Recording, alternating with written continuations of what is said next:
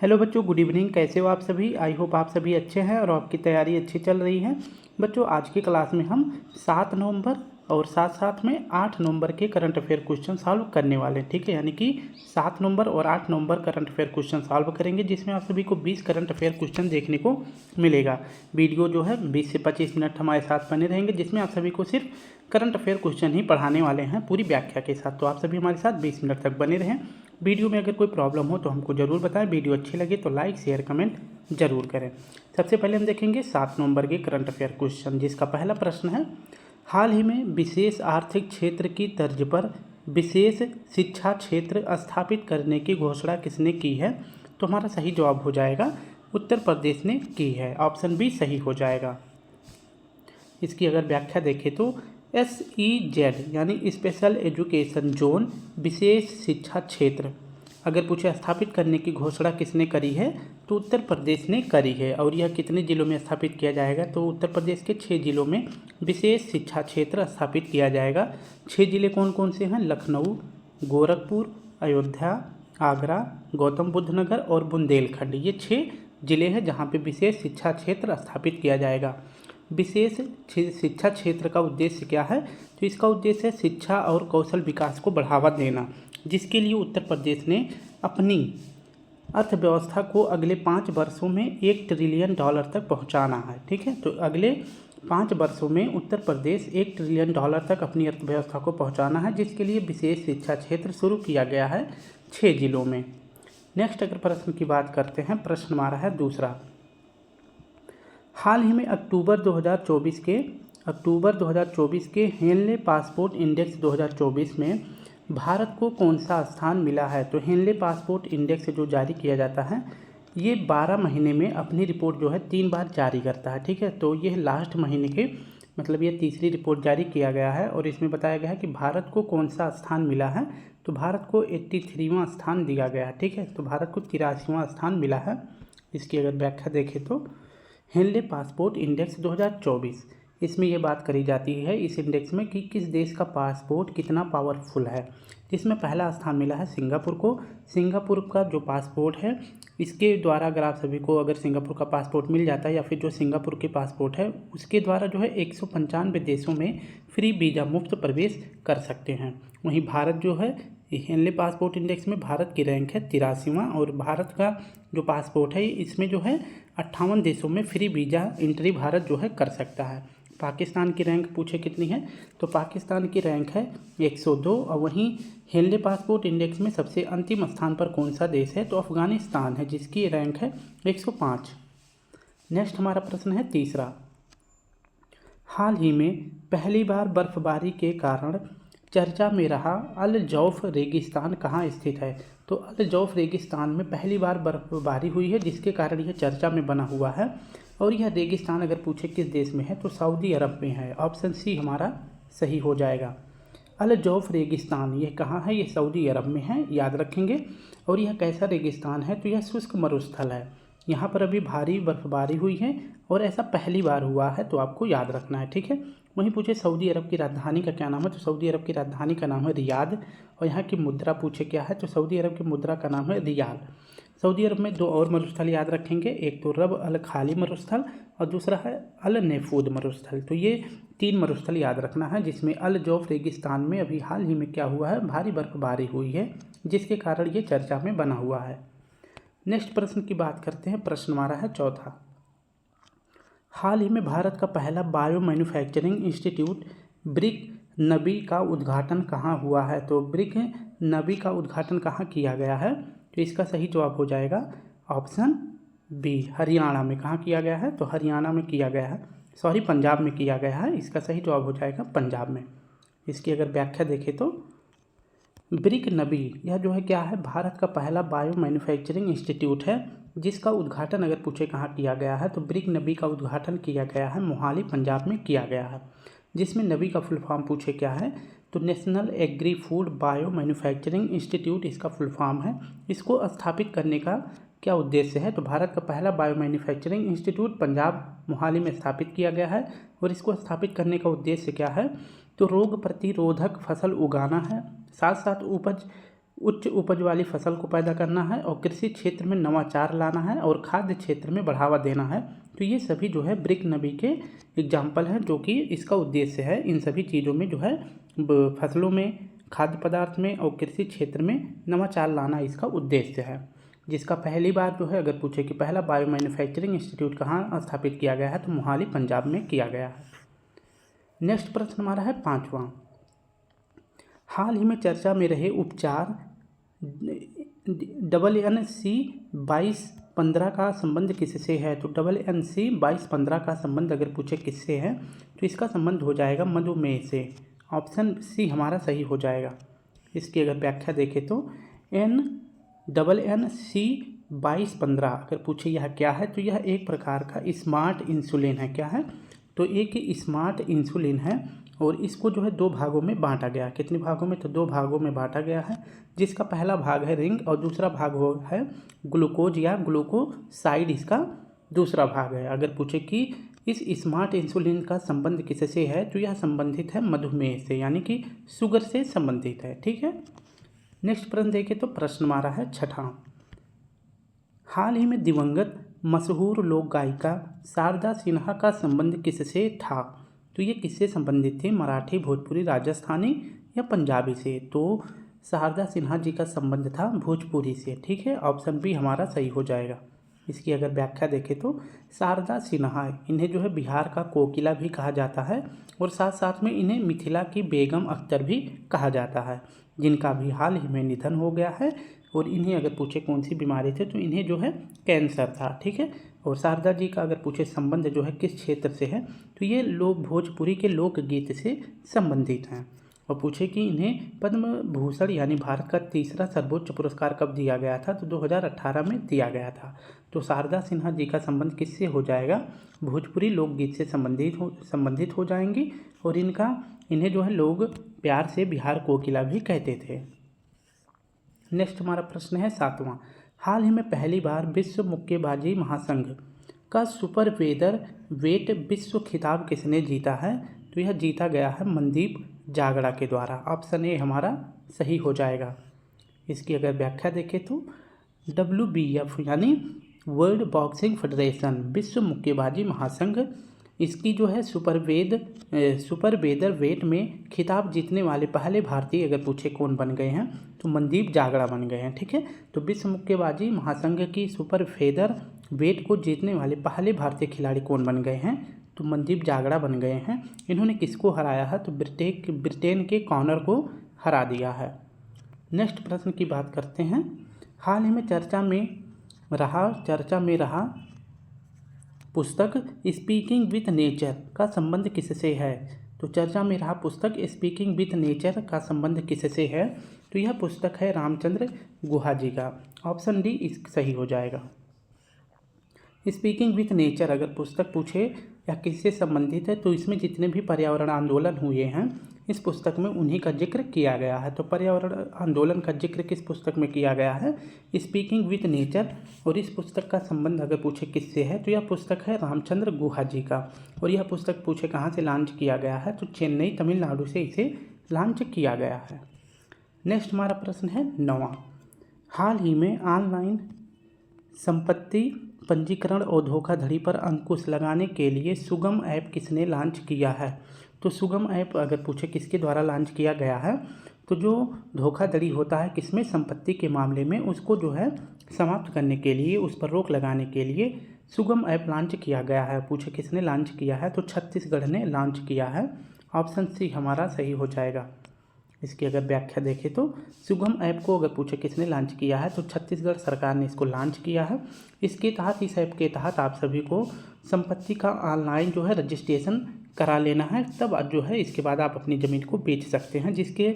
जिसके माध्यम से इस ऐप के द्वारा जो है अगर रजिस्ट्रेशन करा लेंगे तो इस पर जो है धोखाधड़ी नहीं होगा।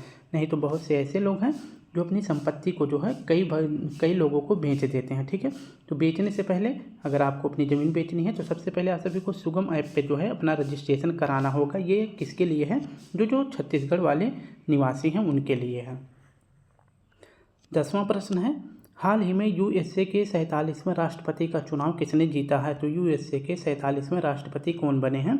डोनाल्ड ट्रंप बने हैं। ऑप्शन बी हमारा सही हो जाएगा। यूएसए में जो है अगर पूछे कि जो राष्ट्रपति का चुनाव होता है कितने सालों बाद होता है, तो ये 4 सालों के बाद होता है। जैसे हमारे यहाँ पे प्रधानमंत्री का चुनाव 5 वर्षों में होता है, वैसे यूएसए में राष्ट्रपति का चुनाव 5 की बजाय 4 वर्षों में होता है।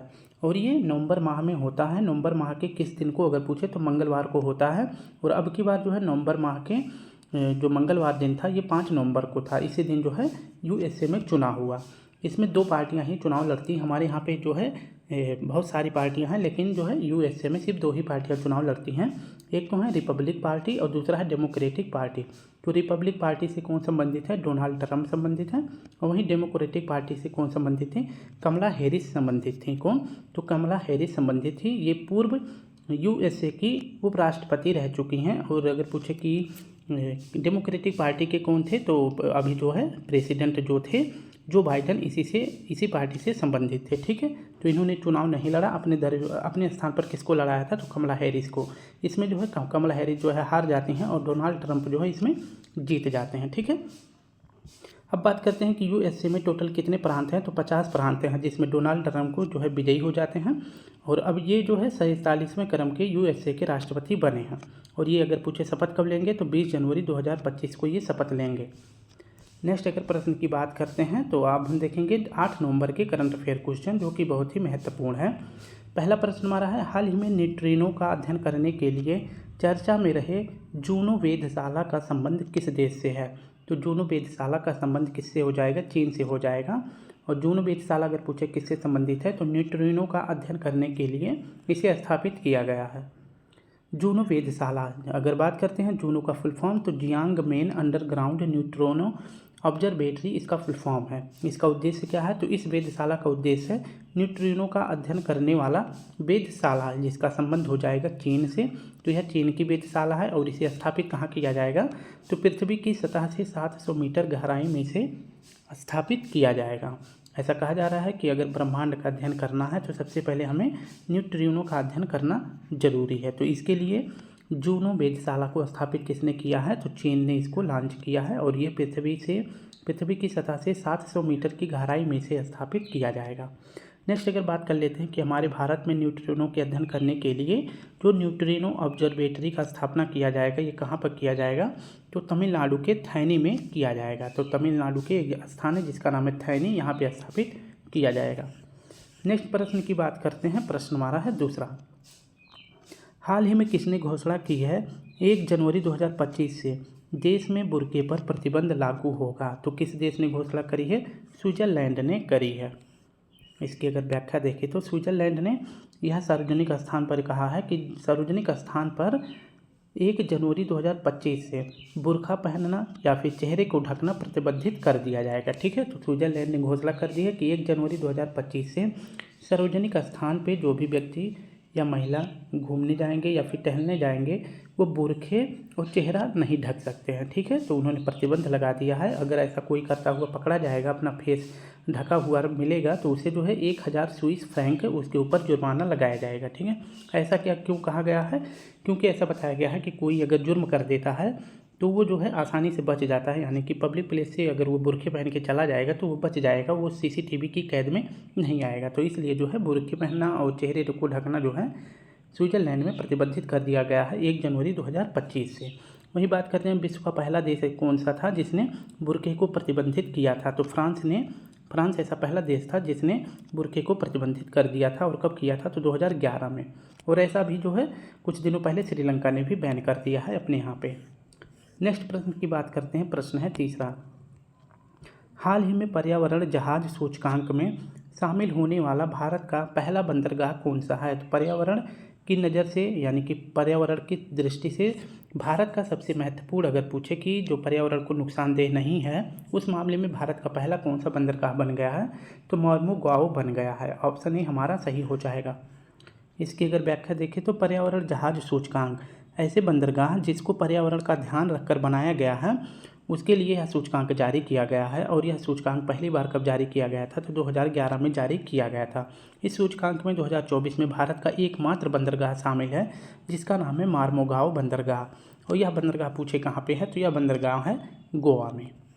नेक्स्ट प्रश्न की बात करते हैं। प्रश्न है चौथा। हाल ही में भारत सरकार ने उड़ीसा में टाइटेनियम स्लैग उत्पादन इकाई स्थापित करने के लिए किसके साथ समझौता किया है? तो भारत सरकार उड़ीसा में जो है टाइटेनियम स्लैग उत्पादित करेगी और इसके लिए समझौता किस देश के साथ किया है? तो कजाकिस्तान के साथ किया है। किसके साथ? तो कजाकिस्तान के साथ किया है। इसकी अगर व्याख्या देखें तो भारत सरकार और कजाकिस्तान सरकार के बीच समझौता किया गया है। किसको लेकर? तो टाइटेनियम स्लैग उत्पादन के लिए यह समझौता किया गया है। और टाइटेनियम स्लैग उत्पादन कहाँ किया जाएगा? तो उड़ीसा में किया जाएगा। और इसका उद्देश्य क्या है? तो टाइटेनियम उत्पादन का उद्देश्य हो जाएगा रोजगार सृजन होगा, टाइटेनियम आपूर्ति देश में होगी और विदेशी मुद्रा भंडार बढ़ेगा। ठीक है, तो टाइटेनियम की जब खुदाई की जाएगी तो वहाँ पे रोजगार भी बढ़ जाएगा और टाइटेनियम आपूर्ति, जो भारत में टाइटेनियम की कमी हो रही तो उसकी भी पूर्ति हो जाएगी। और कजाकिस्तान सरकार और भारत सरकार के बीच भी जो है मुद्रा भंडार जो है बढ़ेगा। ठीक है, अगर बात करते हैं टाइटेनियम, यह जो हल्की धातु होती है, इसमें जो है उच्च शक्ति ग्रहण करने की क्षमता होती है और इसमें जो है जंग नहीं लगता है।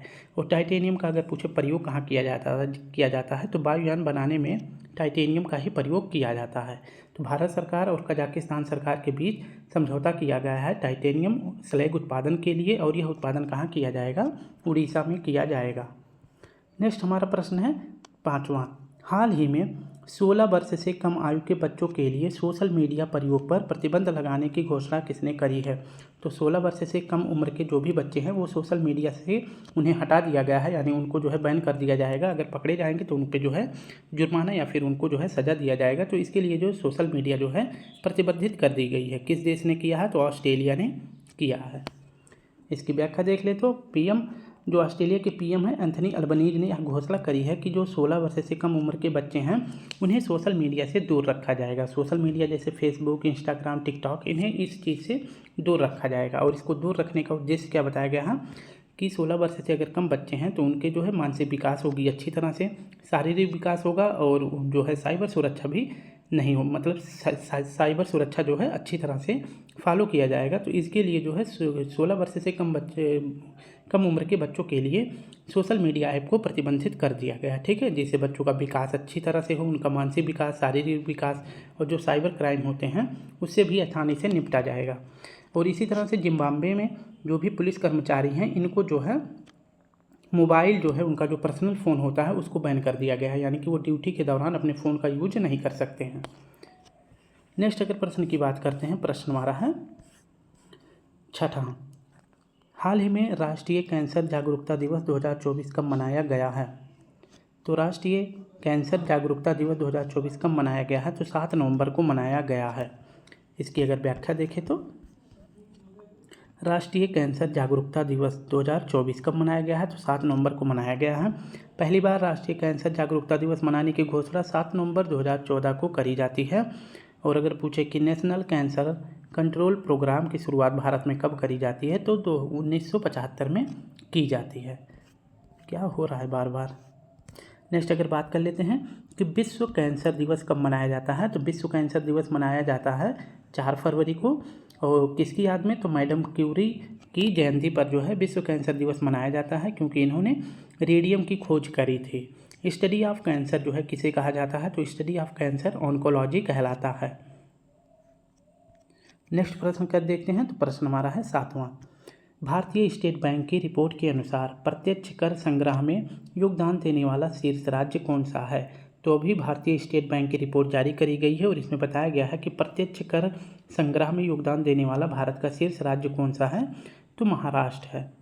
इसकी अगर व्याख्या देखें तो भारतीय स्टेट बैंक रिपोर्ट अपनी जारी करता है और इसमें बताता है कि प्रत्यक्ष कर संग्रह में योगदान देने वाला भारत का पहला राज्य कौन सा है? महाराष्ट्र है। तो पूरे भारत में सबसे ज़्यादा प्रत्यक्ष कर संग्रह में महाराष्ट्र पहले नंबर पर है और पूरे भारत का 38.9% जो है प्रत्यक्ष कर ये संग्रह करता है। वहीं दूसरा स्थान किसको दिया गया? कर्नाटक को। और तीसरा स्थान दिल्ली को दिया गया है। प्रत्यक्ष कर का क्या मतलब होता है? प्रत्यक्ष कर का मतलब होता है कि जो डायरेक्ट टैक्स लगे, यानी कि आप कोई चीज़ सरकार से खरीद रहे हैं, सरकार आपके ऊपर डायरेक्ट टैक्स लगा दे। जैसे कि इसमें डायरेक्ट टैक्स के अंतर्गत आते हैं आयकर और कारपोरेट टैक्स। तो ये जो है सरकार जो है किसी भी व्यक्ति से डायरेक्ट वसूल करती है, ठीक है, जिसमें आयकर और कारपोरेट टैक्स जो है ये प्रत्यक्ष कर के रूप में आते हैं। और जबकि आप प्रत्यक्ष कर के रूप में कौन सा कर आता है, तो जीएसटी आता है।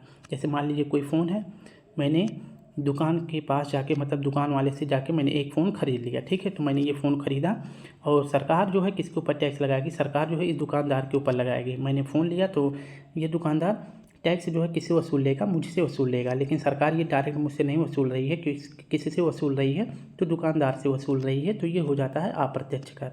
और प्रत्यक्ष कर के अंतर्गत मैंने बता दिया आयकर और कारपोरेट टैक्स होते हैं, जो कि डायरेक्ट सरकार ही वसूल लेती है।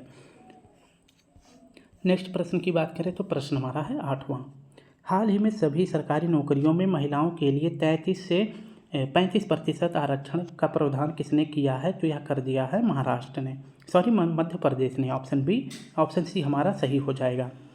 इसकी अगर व्याख्या देखें तो जो सरकारी नौकरियां हैं इसमें जो है 35% का आरक्षण जो है महिलाओं के लिए किसने किया है, तो मध्य प्रदेश सरकार ने किया है। पहले ये आरक्षण जो है 33% था, लेकिन अब जो है 33% से बढ़ा के 35% कर दिया गया है। सिर्फ महिलाओं के लिए है। जो भी महिलाएं सरकारी नौकरियों में अगर जाना चाहती हैं तो उसके लिए उनको 35% का आरक्षण मध्य प्रदेश सरकार देगी। मध्य प्रदेश के अगर पूछे सीएम कौन है, तो मोहन यादव जी यहाँ के सीएम हैं। नेक्स्ट अगर बात कर लेते हैं कि महिलाओं से संबंधित ही 2023 में 106वां संविधान संशोधन अधिनियम पारित किया गया था। किसके लिए, महिलाओं के लिए किया गया था, जिसमें महिलाओं को 33% का आरक्षण दिया जाएगा। किस में दिया जाएगा, तो लोकसभा, राज्य विधानसभाओं में और दिल्ली विधानसभाओं में 33% का आरक्षण दिया जाएगा महिलाओं को। किस संविधान संशोधन के लिए, तो 106वां संविधान संशोधन अधिनियम पारित करके यह दिया गया था। नेक्स्ट हमारा प्रश्न है 9वां। हाल ही में सुप्रीम कोर्ट ने किस राज्य में वर्ष 2030 तक बाल विवाह उन्मूलन का लक्ष्य रखा है, तो सुप्रीम कोर्ट ने किस राज्य सरकार को आदेश दिया है कि 2030 तक बाल विवाह उन्मूलन राज्य खुद को घोषित कर देना है, तो यह सही विकल्प हो जाएगा। राजस्थान को यह आदेश दिया गया है। अगर इसकी व्याख्या देखें तो सुप्रीम कोर्ट ने राजस्थान में 2030 तक यह लक्ष्य दिया है कि बाल विवाह उन्मूलन का जो लक्ष्य है इसको समाप्त कर देना है, यानी कि जो बाल विवाह होते हैं उसको बिल्कुल रोक देना है। जिसके लिए अगर सुप्रीम कोर्ट ने आरोप लगाया है कि बाल विवाह ऐसे रोकने के लिए जिम्मेदार कौन होगा, तो बाल विवाह को रोका जा सकता है किसके द्वारा, तो स्थानीय स्वशासन और ग्राम पंचायत के द्वारा और स्कूलों के माध्यम से बाल विवाह को रोका जा सकता है, ठीक है। और जिसके लिए सुप्रीम कोर्ट ने राजस्थान को आदेश दिया है 2030 तक बाल विवाह उन्मूलन का लक्ष्य दिया है, ठीक है। वहीं पूछे कि बाल विवाह निषेध एक्ट कब आया था, तो भारत में बाल विवाह निषेध एक्ट आया था 2006 में। नेक्स्ट हमारा प्रश्न है और आज का आखिरी प्रश्न है, हाल ही में सदर सम्मेलन को किसने राज्य उत्सव घोषित किया है, तो सदर सम्मेलन को किसने राज्य उत्सव घोषित किया है, ऑप्शन सी हमारा सही हो जाएगा, तेलंगाना ने किया है। तेलंगाना के जो मुख्य सचिव थे जिनका नाम है शांति कुमार, इन्होंने सदर सम्मेलन या सदर उत्सव को राज्य उत्सव घोषित कर दिया है। सदर सम्मेलन अगर पूछे कब मनाया जाता है, तो दिवाली के बाद मनाया जाता है और यह 2 दिनों तक लगातार चलने वाला फेस्टिवल है। इसमें जो है सजी हुई भैंसों का जुलूस निकाला जाता है और जो ये भैंसें सजी हुई भैंसें होती हैं ये शक्ति और गर्व का प्रतीक होती हैं। तो तेलंगाना ने सदर सम्मेलन को राज्य उत्सव घोषित कर दिया है। तेलंगाना के कुछ और महत्वपूर्ण उत्सव देख लेते हैं, जिसमें सबसे महत्वपूर्ण है बथुकम्मा फेस्टिवल, मेदराम जात्रा, समक्का सरलम्मा फेस्टिवल और बोनालू फेस्टिवल। तो ये चारों फेस्टिवल याद रख लेने हैं। स्टूडेंट, आप सभी ने देखा कि हमारा 20 क्वेश्चन यानी कि 7 नंबर और 8 नंबर के करंट अफेयर क्वेश्चन को सॉल्व कर लिया है, लेकिन इसमें ललन टॉप प्रश्न नहीं था क्योंकि हमको काम है इस टाइम, मतलब कुछ काम हो जाने की वजह से थोड़ा टाइम हमको नहीं मिल रहा है, लेकिन कोशिश करेंगे कल से जो है ललन टॉप क्वेश्चन भी इसमें ऐड कर दें, ठीक है। तो अपना ध्यान रखें, अच्छे से पढ़ाई करते रहें। कल फिर मिलते हैं, तब तक के लिए आप सभी को प्यारा सा जय हिंद, जय भारत।